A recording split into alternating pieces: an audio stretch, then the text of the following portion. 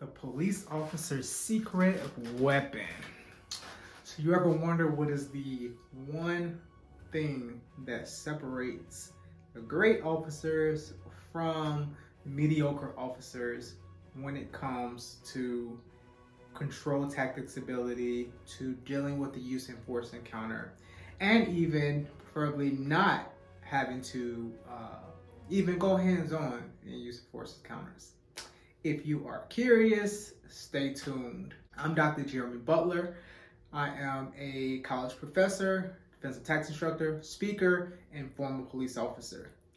These videos that I put together are really designed for early career officers to maximize your performance in use of force encounters, especially those agencies who do not have resources for consistent training with their officers. So we're going to go through a bunch of different practical tips just for you guys as it relates to use of force.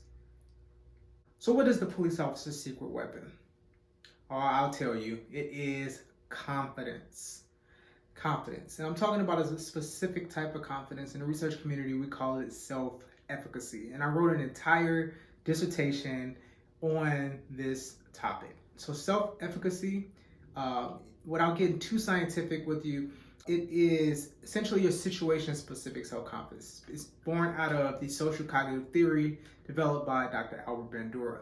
But the idea behind self-efficacy is that essentially our beliefs and our ability to carry out a certain task have a profound effect on our performance in that task, right? So if you truly believe that you can do something, you're more likely to be able to do it. You're more likely to perform well with that. Now take that into a law enforcement context. An officer who engages in consistent training, right, they're going to build their self-efficacy or their confidence in their ability to do that. So when they get out on the street, A, they're more competent. So they're going to be able to be effective at executing the techniques necessary to effect the arrest. B, they're probably less likely to even get into the situations in the first place due to the way that they're carrying themselves, and their verbal skills are likely to come off a lot better. They're more likely to be able to talk their way out of the situations and remain calm under this pressure, right? Officers who are trained are going to be less likely to overreact during these use of force encounters. Because some officers, it is genuine fear, right? When you're not training consistently, you get in a situation where you got someone who is, threatening to harm you, you are likely to overreact and maybe more quickly resort to the tools on your belt if you don't feel equipped to be able to handle the situation. All right, so confidence is really that secret weapon to both minimizing the likelihood of us actually getting to a point where we have to use physical force, and also being able to effectively execute these techniques necessary to effect the arrest with minimal harm done to both the officer as well as the subject. Right, so the big question is, how do we build this confidence?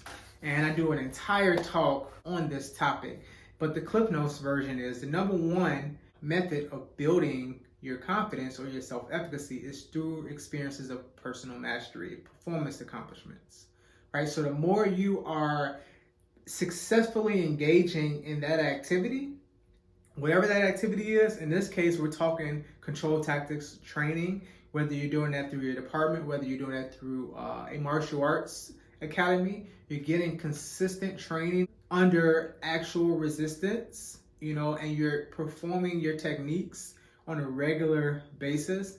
This is going to be the strongest method of building your confidence when it comes to your control tactics ability. So getting time on the mats consistently, week to week, practicing these skills is what's going to enhance your confidence. I have to add here that it can have an inverse effect as well, because just as successful experiences build our self-efficacy, failures can diminish it. So one thing you want to be careful about is the way in which you're training. If you're training in an environment where you're consistently failing and you're not putting that in the proper context, then you're very likely to have some deficits in your confidence because you're not experiencing success.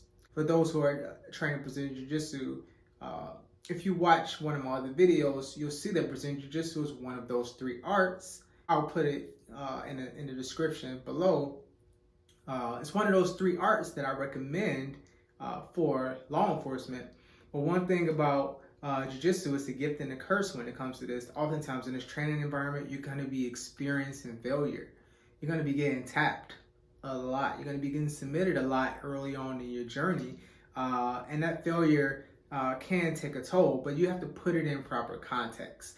An example of that would be, rather than thinking, man, I really suck at this, I'm getting submitted over and over again by these people who are probably smaller than you, to be honest. Think about it as, hey, this is the art I need to be in. Because if I can see this smaller guy is able to take me down, control me, and submit me, I definitely want to be training in this art. Because obviously there's something very effective to it.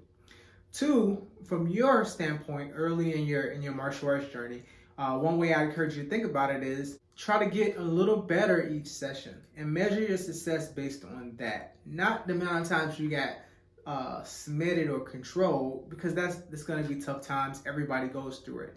Rather than thinking about it that way, think about, today I got submitted in these 3 rounds, I got submitted 5 or 6 times. But okay, tomorrow let me try to bring it down to 3. And then the next day, let me bring it down to 1.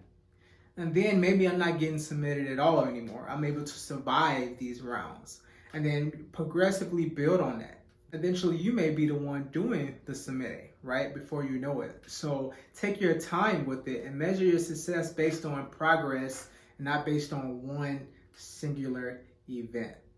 So if you like this video, go ahead and hit the like button, hit the subscribe button, and the bell icon if you'd like to see more videos from me. Also, if you have any specific requests for videos to address, whether it be anything related to physical control tactics as well as the psychological skills training associated with that, put that in the comments below for me, and you all have a good one.